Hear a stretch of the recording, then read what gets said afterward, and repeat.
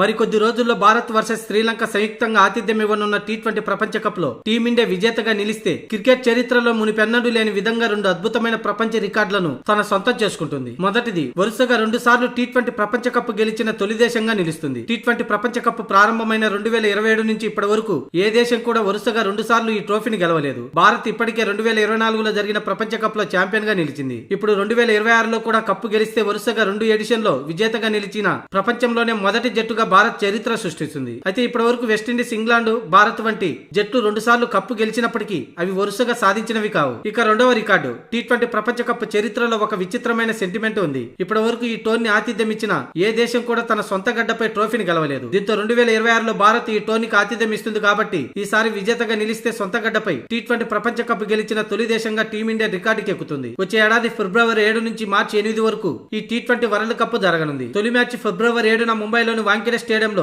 అమెరికాతో భారత్ తలపడనుంది. ఇప్పటి వరకు 2027-24లో విజేతగా నిలిచిన భారత్ ఈసారి గెలిస్తే అత్యధికంగా 3 సార్లు టీ20 ప్రపంచ కప్ గెలిచిన ఏకైక జట్టుగా కూడా అవతరిస్తుంది. మరి సూర్యకుమార్ యాదవ్ సారథ్యంలోని యువ భారత్ ఈ చారిత్రాత్మక రికార్డును అందుకోవాలని అభిమానులు కోరుకుంటున్నారు.